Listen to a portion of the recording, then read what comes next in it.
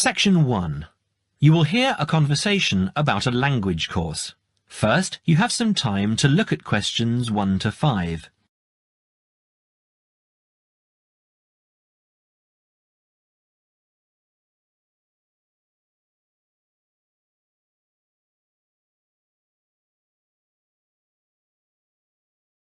You will see that there is an example that has been done for you. On this occasion only, the conversation relating to this will be played first. Good morning, Borgheimer language courses. How may I help you? Oh yes, I contacted you some time ago about following a German course in Germany, and you advised me to take your placement test before we go any further. Well, I've done that now, so I'd like to go ahead with booking the course for this summer, if that's possible. Certainly, sir. You said you took the placement test. What was the result? I was placed at the O3 level. O3. Right. That's lower intermediate. Fine, Mr. The answer is level 3 or lower intermediate, so the course level has been filled in for you. Now we shall begin. You should answer the questions as you listen, because you will not hear the recording a second time. Listen carefully and answer questions 1 to 5. Petterson. John Petterson. Could you spell that for me, please, Mr. Petterson? P-E-T-T-E-R-S-S-O-N. That's a double T and a double S. Am I right? That's right. Now, could I ask you where the course takes place? Well, we offer courses in Hamburg and Berlin. For your level, there's never a problem. There are always plenty of people for the intermediate classes. Oh dear. Does that mean that there might be a lot of students in my class? I wouldn't be very happy about that. No, don't worry, Mr. Petterson. The maximum class size is 12, but I've never known there to be more than 9 or 10 in a class. It could even be 5 or 6. Good. Actually, I'd prefer to study in Berlin. And how long is the course? 3 weeks, 5 hours a day. 2 hours only on Saturday. Sundays free. I see. And what about accommodation? There you have a choice, Mr. Petterson. You can either stay with a German family who are used to having such guests, or you can stay on the university campus, or we can book you into a nearby bed and breakfast.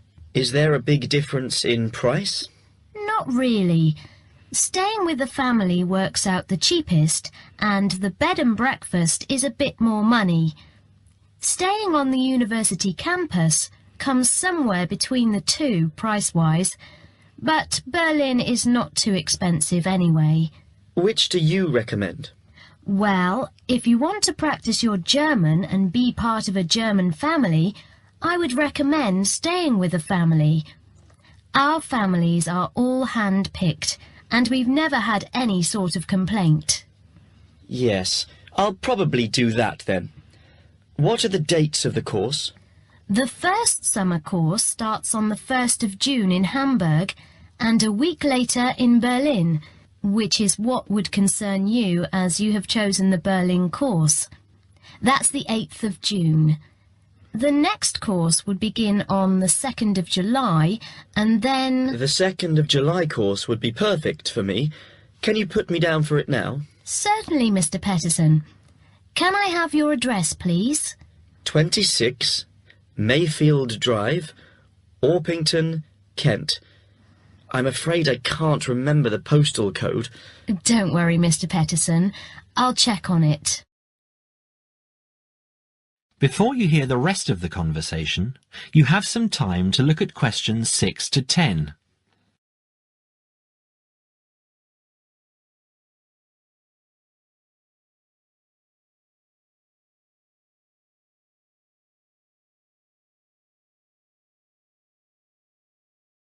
Now listen and answer questions 6 to 10.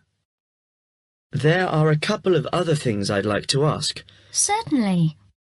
What do I need to bring on the course? Well, apart from the obvious, you'll need our textbooks. I'll email you the name and publisher. You should be able to find it in your local bookstore. If you do have problems, call me or email me and I'll see what I can do. We provide the computers, computer disks, translation exercises and all that sort of thing, but you will need a good dictionary. We recommend Langenscheidt, which is more than adequate for your level. You don't have to go and spend a lot of money on an expensive dictionary. Not yet, anyway. Maybe you will when your German reaches a very high standard. That would be very nice. Now, finally, what about the cost of the course? And how do I pay? Would you like to pay that in pounds or in euros? Euros would be fine. In that case, it's 550 euros. You can pay by credit card if you like. Oh dear, I'm afraid I haven't got a credit card. How else can I pay? That's not a problem, Mr. Peterson. You can pay by bank transfer. Fine. By the way, I forgot to mention I am a full-time student. Have you got a student card? Oh, yes. Then that does make a difference, you'll be pleased to hear. You are entitled to 35% off the full price. And if you can persuade a few people to join you, it would work out even cheaper. How do you mean exactly? Well, for every 5 people you find, 1 goes free. In other words, if there are 6 of you, you get 1 free course. Of course, in reality, you would divide up the savings amongst you, presumably. Right. Well, I'll see what I can do. Thank you. Not at all, Mr. Peterson, and I'm sure you'll enjoy the course. There are, of course, sightseeing possibilities. Would you like me to send you our brochure describing them? Yes, thank you. I'd appreciate that. Anyway, thanks for your help. If I want to call back, who do I ask for? Susanna. I'm here most of the time. That is the end of section 1. You now have half a minute to check your answers.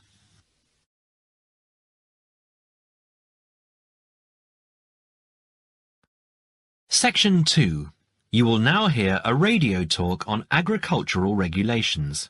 First, you have some time to look at questions 11 to 15.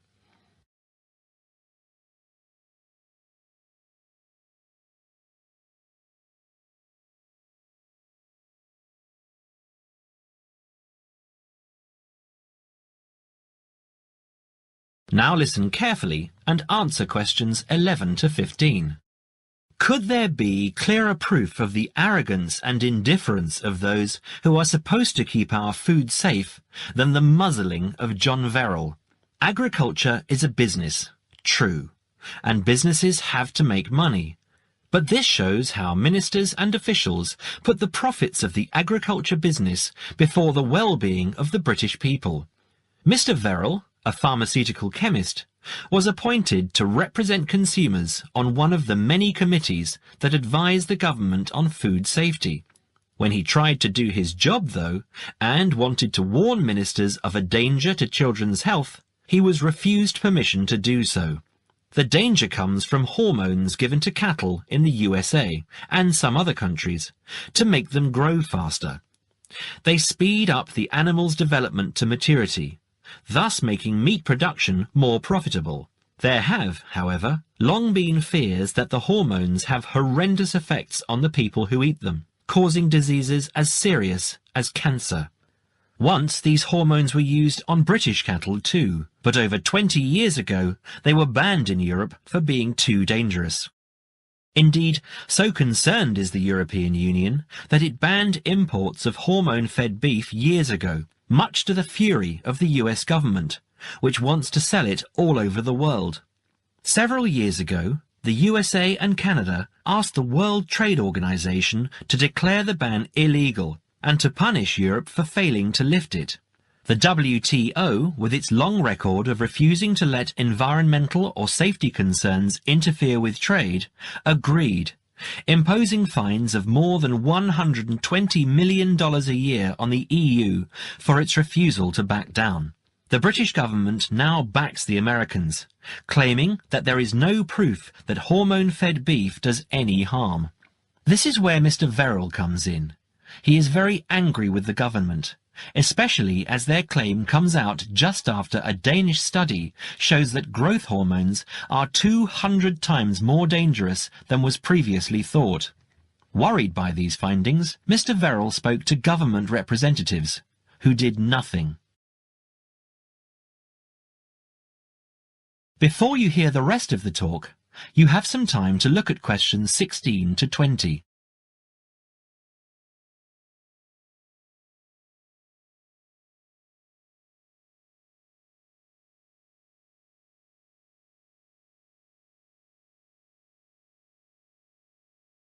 Now listen and answer questions 16 to 20. Not only that, but they have not been testing beef which is imported, which, by law, they are required to do. This directly affects the British public, as about 40% of the beef British people eat comes from abroad, supposedly from countries like Brazil, which does not allow the use of growth hormones. Brazilian beef is stocked by some British supermarkets and widely used in catering. Yet, when a Brazilian farm was recently visited by EU inspectors, a large stockpile of this banned substance was found. This is not the first food scandal we have had in our country. Take the present concern over a well-known chocolate company. Several months ago, the company found out that its sweets were contaminated with a rare form of salmonella, but they did nothing about it, leaving their sweets in the shops to be bought by the unsuspecting public. It was not until 5 months later, when several children had suffered food poisoning, that the chocolate bars were removed from the shelves. It makes you wonder how many other dangerous foods have been allowed onto our plates. That is the end of section 2. You now have half a minute to check your answers.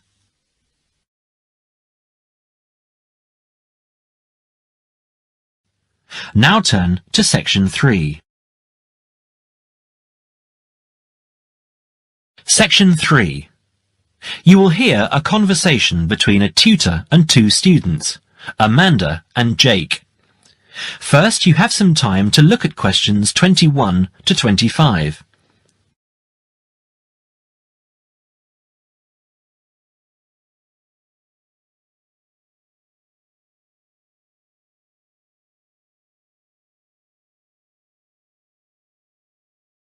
Now listen carefully and answer questions 21 to 25. So, Jake and Amanda, how did the project go? Very well, I think, Dr. Hinton. I certainly learned a lot and enjoyed myself at the same time. Me too. So, remind me, what was your project about? Basically, what makes successful people? Let's call them top achievers successful. Yes, how are they different from us? What do they do that other less successful people don't do? Interesting. And did you come to any conclusions? Quite a few, actually. Good. Share some with me then. Well, I'd always thought that a top achiever would be the sort of person who would bring work home every night and slave over it. But it appears not. Those types tend to peak early and then go into decline. They become addicted to work itself, with much less concern for results. We found that high achievers were certainly ready to work hard, but within strict limits. They knew how to relax, could leave their work at the office, prize close friends and family life, and spent a healthy amount of time with their children and friends. There's a lesson for us all there. Anyway, go on. It's also very important to choose a career which you enjoy, not just one that pays well or which assures you of a pension many years down the line. Surely that's important though, Amanda. Yes, I agree, but being happy in your work is far more important than anything else. Top achievers spend over 2/3 of their working hours on doing work they truly prefer and only 1/3 on disliked chores. They want internal satisfaction, not just external rewards such as pay rises and promotions. Before you hear the rest of the conversation, you have some time to look at questions 26 to 30.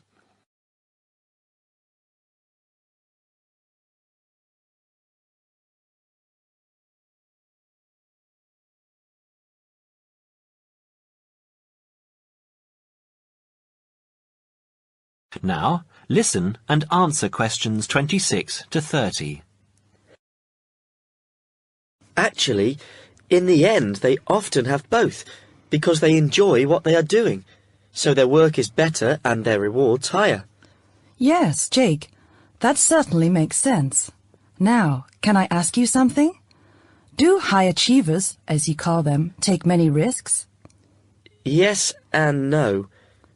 I interviewed one business executive who told me he was able to take risks because he carefully considered how he could salvage the situation if it all went wrong. He imagined the worst that could happen, and if he could live with that, he went ahead. If not, he didn't take the chance. Other people prefer to stay in what I heard described as the comfort zone setting for security, even if it means settling for mediocrity and boredom too. Would you call top achievers perfectionists? Contrary to what I expected, no, I wouldn't. We came to the conclusion that a lot of ambitious and hard-working people are so obsessed with perfection that they actually turn out very little work. I happen to know a university teacher, a friend of my mother's, who has spent over 10 years preparing a study about a playwright. She is so worried that she has missed something, she still hasn't sent the manuscript to a publisher. Meanwhile, the playwright, who was at the height of his fame when the project began, has faded from public view. The woman's study, even if finally published, will interest few people. So, what has this got to do with top achievers? Well, top achievers are almost always free of the compulsion to be perfect. They don't think of their mistakes as failures. Instead, they learn from them, so they can do better next time. Well, would you call them competitive? High performers focus more on bettering their own previous efforts than on beating competitors. In fact, we, came to the conclusion that worrying too much about competitors' abilities and possible superiority can be self-defeating. Yes, and we found that top achievers tend to be team players rather than loners. They recognise that groups can solve certain complicated problems better than individuals and are eager to let other people do part of the work. Yes, loners, who are often over-concerned about rivals, can't delegate important work or decision-making.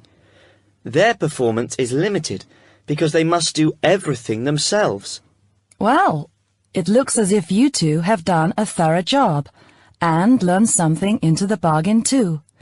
Now, there are just a couple of points I'd like to clarify with you. That is the end of section 3. You now have half a minute to check your answers.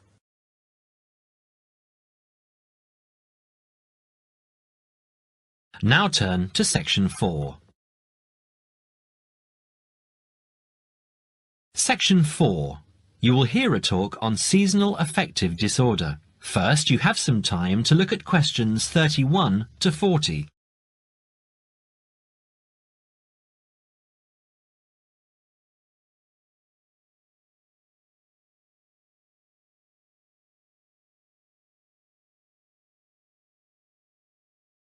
Now listen carefully and answer questions 31 to 40.